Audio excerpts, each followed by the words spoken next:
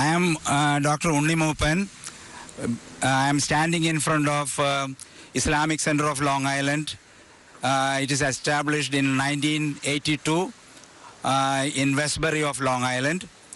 This institute was established in 1982 and has been gradually increasing in size as well as its activities. Although there have been interfaith activities from the very beginning, gradually it expanded to non-Abrahamic faiths, and now we have formal interfaith institute working here from 2015 onwards. Every year we conduct an annual award function recognizing somebody who is very active in the interfaith activities, and this is our third award function. Well, welcome to the Interfaith Institute of the Islamic Center of Long Island. It's a pleasure to share with you a few thoughts about what we are doing here today. Today is the third annual awards event for the Interfaith Institute, and today's focus will be on Jewish-Muslim relations since the Prophet's time, which is 1400 years. So we'll hear a little bit about the history, and then we will focus on basically what is happening in the United States between the two communities. The Muslims and Jews have established what we call the Muslim Jewish Advisory Council, MJAC, which addresses the issues of hate crimes, anti-Semitism, Islamophobia, and what's happening in the larger community. And so that we will be sharing. The two co-chairs of that MJAC, Mr. Farooq Atwari and Mr. Stanley Bergman, are here with us, and later on they'll be addressing the group and sharing with what they have learned and how they have managed the stuff and what's going on. So it's a happy event, it's a celebration, and we'll be giving our third annual Interfaith Institute Award to Rabbi Jerome Davidson.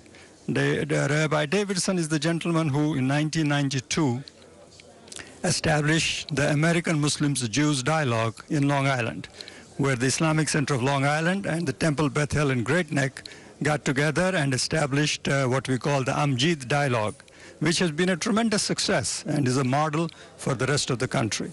So sit back, relax, enjoy, and it's fun to be here and introduce this great event for the watchers of this very interesting program. Thank you so much for joining us on this beautiful October fall day. My name is Seema Rahman. I'm on the Interfaith Institute board as well as the Islamic Center of Long Island's board. I'd like to introduce Dr. Moopan. He's on the Interfaith Institute board, and he's going to welcome everybody today.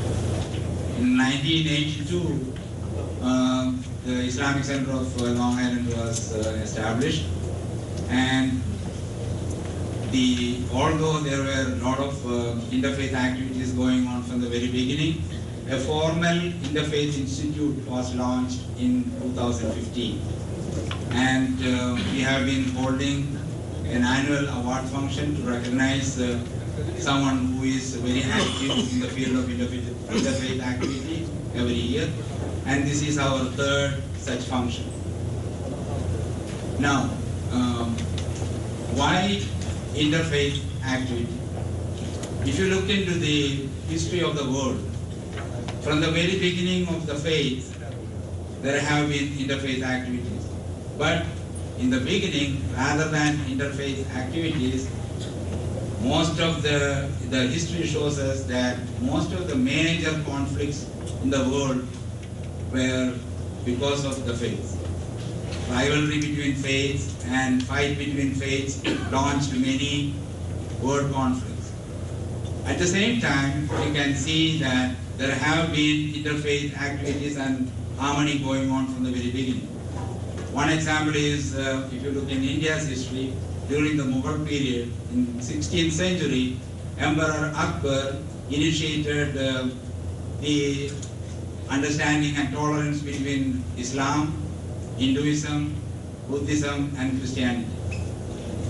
I'm glad that throughout the world, the interfaith activity is on the rise, and hopefully one day it will come that people will realize all religions are for the same purpose. And with that background, I would like to introduce the next speaker, Brother Khalid Latif. He is one of the board members of Interfaith Institute, and his background is that he was a prison chaplain in Long Island. In addition, he was the director of a school district, and above all, he is a very accomplished writer, publisher of articles as well as books. And he is dedicated to advancing interfaith activities. With that background, I invite Khalid to the podium. Thank you.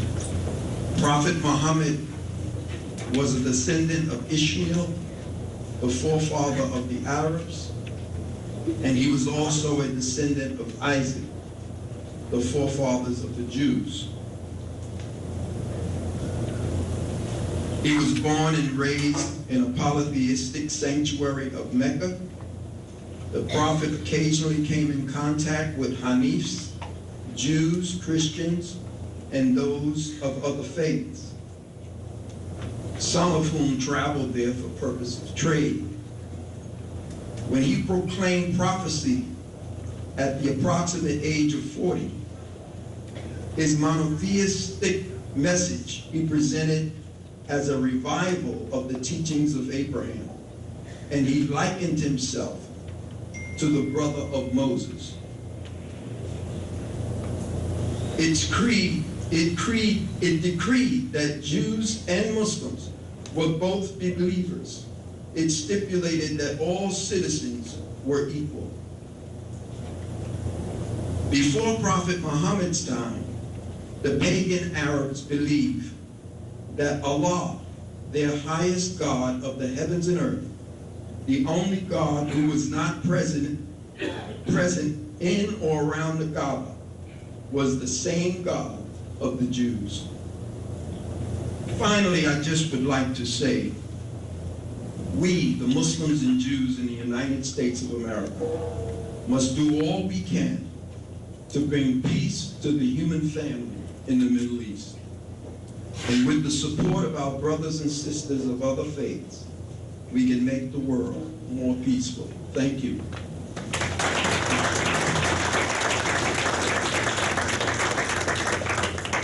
I have the pleasure of introducing our next speaker, Dr. Sharon Koren, who is an associate professor of medieval Jewish culture at Hebrew Union College, Jewish Institute of Religion, for short HUCJIR. I'd like to talk to you about the concept of convivencia, that is coexistence, which is a term that scholars apply to a period in Jewish history and Muslim history and Christian history of the Iberian Peninsula. The first Islamic dynasty, the first caliphate, was the Umayyad Caliphate. And the Umayyad Caliphate, based in Syria, fell in 750, that is CE, 750, to a caliphate known as the Abbasids. And the Abbasids wanted to ensure their rule, and so they killed every Umayyad that they could, every male Umayyad, with the exception of one. One young man escaped, and his name was Abd ar-Rahman. And Abd ar-Rahman fled to the furthest edges of the Islamic Empire at that time, which was the Iberian Peninsula. And he established an emirate, that is, he was like the governor of the town called Cordoba.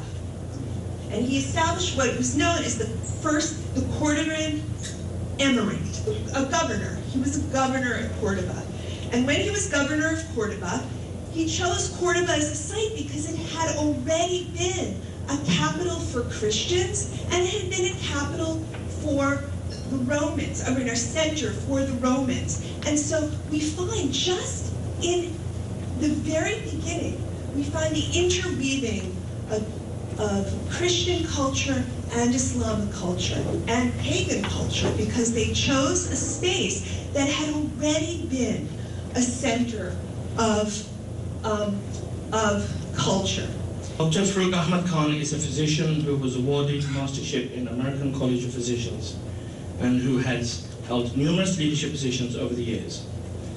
He has served as chair of medicine at Nassau University Medical Center in New York and as a consultant at King Fahd Medical Center in Riyadh, Saudi Arabia. Dr. Khan has also held senior and leadership positions within the community organizations. He has been the president and chairman of the Islamic Center of Long Island and served on the Majlis Shura board of the Islamic Society of North America. He was also the president of Nergis Dutt Memorial Foundation. Dr. Khan is a founding member of the Islamic Center of Long Island and a co-founder with Rabbi Jerome Davidson, who we'll hear from later, of the award-winning program American Muslims and Jews in Dialogue, AMJID. He was also the co-host of the Catholic Telecare show, TV show, Our Muslim Neighbors, with the late Reverend Thomas Hartman and Rabbi Mark Gelman. Dr. Khan initiated and helped launch the Interfaith Institute of the Islamic Center of Long Island. He presently serves as the chair of the Interfaith Institute's Board of Trustees. Please welcome Dr. Farooq Ahmad Khan. My task is to walk you through what Rabbi Davidson initiated with us here in Long Island, which we call American Muslims and Jews in Dialogue. One of the things we have been doing here over the past 3 years is each year recognizing some individual who has done something which really stands out. One of the things we have been doing here over the past 3 years is each year recognizing some individual who has done something which really stands out. And the first recipient was Larisha Hawkins, Professor Larisha Hawkins. Last year we had Professor Diana Eck from Harvard University, who runs a program of pluralism and in fact has used ICLI as a case study in her studies at Harvard. This year we're delighted to recognize Rabbi Jerome Davidson. Let me just briefly introduce Jerry. Rabbi Jerome K. Davidson is the Rabbi Emeritus of Temple Beth El of Great Neck. He serves on the faculty of the Hebrew Union College, Jewish Institute of Religion, and in the past was president of the HUC-JIR Rabbinic Alumni Association and a member of the HUC-JIR Board of Governors.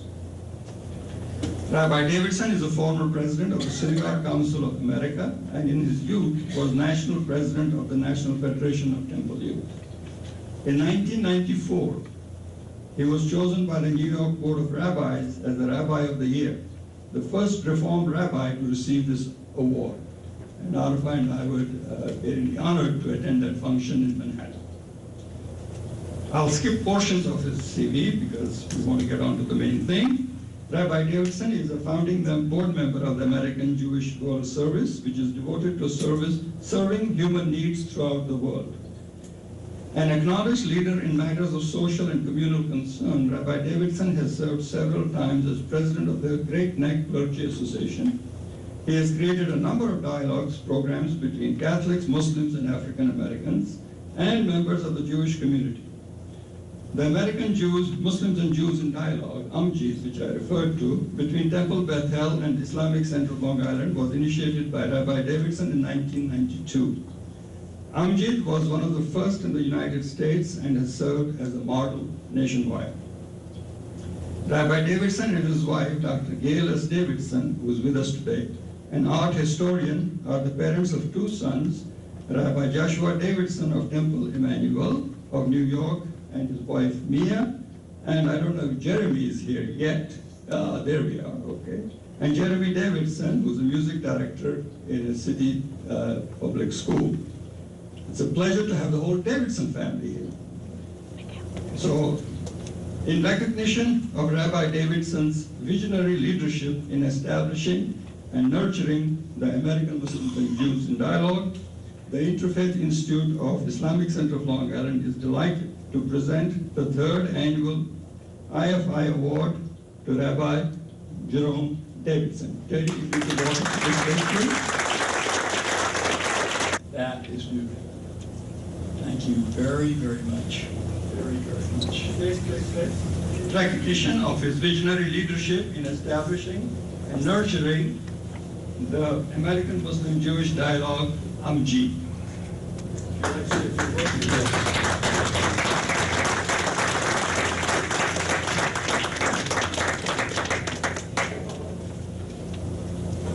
I am, of course, very grateful for this honor and thank everyone who was involved in selecting me and giving me the opportunity to bring my family here.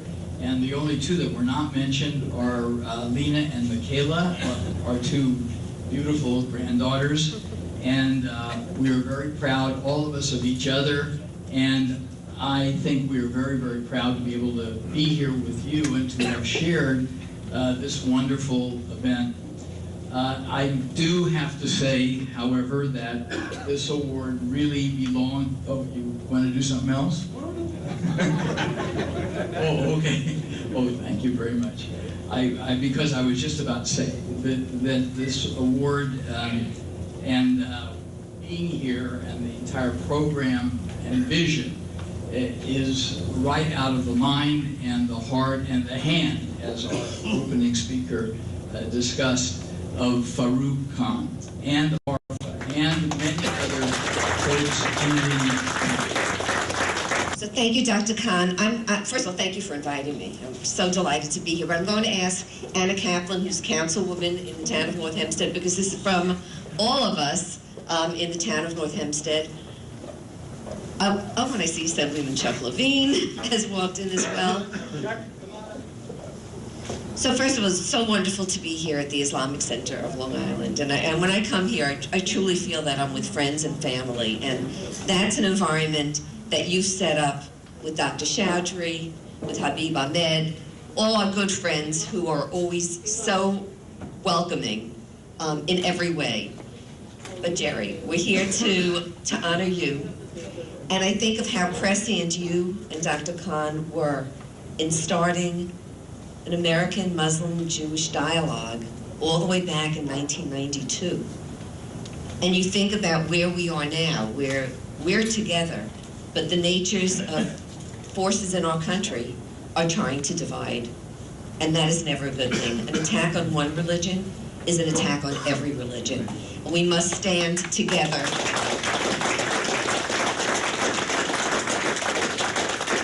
to make sure that that is not the case. In North Hempstead, we actually did a whole program, Not in Our Town, saying that messages of hate and prejudice have no place in our town of North Hempstead, not in our town.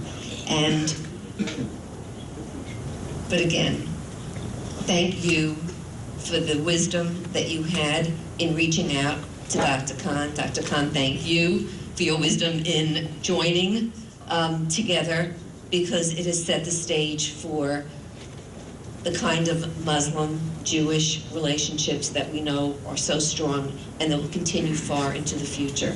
And so it wouldn't be an event if we didn't have a proclamation. And there are a lot of whereases, but we are proclaiming that Sunday, the 7th of October, be declared a day of special recognition throughout the town of North Hempstead for Rabbi Jerome K. Davidson in honor of receiving the 3rd Annual Interfaith Institute Award from the Islamic Center of Long Island.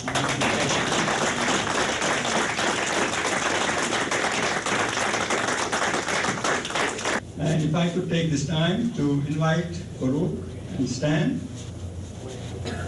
So we have two distinguished business folks here. Stanley Bergman, CEO of Henry Schein, Fortune 500 company, and Farooq Katwari, who also is a member of the Institute board, and who's the CEO of Ethan Allen.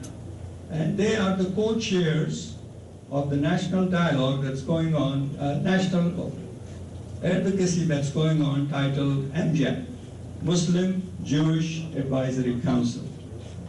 One of them is from South Africa, one of them is from Kashmir. You have to figure that out. So, I was asked to talk a little bit about why MJAD and why we're both involved. You'll see we come from different parts of the world, but the thinking is pretty similar. We thought maybe we should bring in imams, rabbis, politicians, retired politicians. And we said, yes, we would do that. But the goal was really to find business leaders that would lead this, because actually business is generally quite progressive when it comes to these issues, because business in general has to do business with everyone, because by definition, if you're prejudiced, you're not going to get customers. So we in business have a particular mindset. So we started the initiative in 2016, invited a number of people from all walks of life, politicians from both sides of the aisle. This was going to be bipartisan, academics, business leaders, yes, rabbis, and the initiative was begun. When you talk of interfaith, in Kashmir, on both sides, we went to school in Catholic schools. Then I came to here, and my family knew a family in Brooklyn. I was living in Queens. There were Dr. Mimi and Jerry Levy. I mean, I must have met Jewish people before, but this was the first time really somebody told me they're Jewish.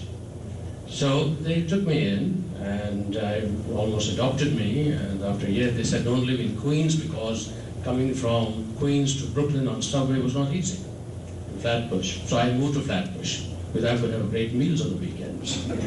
But more than that, I came to understand the Jewish people. I went to the Passovers and bar mitzvahs and bat mitzvahs and all those kinds of things. But they took me in, and and even now the children are great friends. So I could understand. Of course, as I said, I studied 10 years in Catholic schools. Going back in Kashmir we have Hindus, we have Sikhs, we have Muslims, we all live together. We had to. And we didn't have any issue. As you can imagine, these two gentlemen are quite busy. And I have promised Stan that we'll close the shop at 4 o'clock. He has other engagements. And with Farouk, I can take liberties.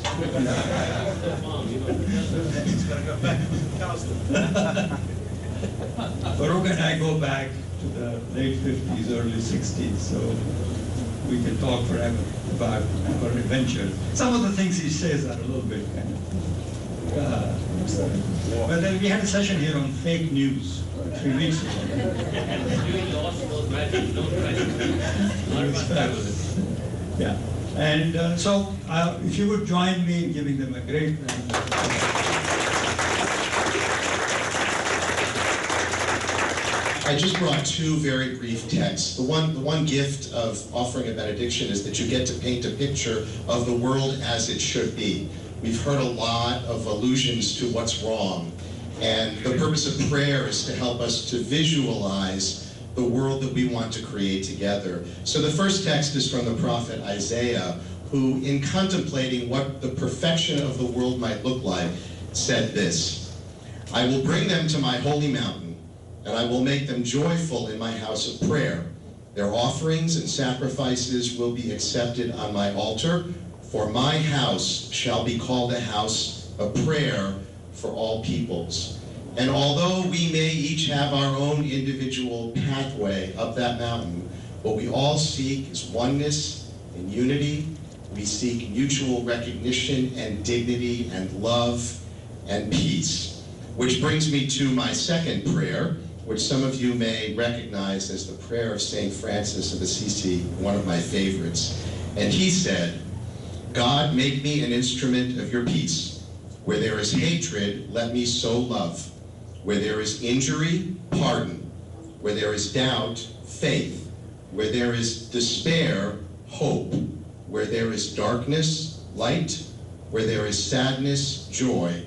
O Divine Master, grant that I may not so much seek to be consoled as to console, to be understood as to understand, to be loved as to love.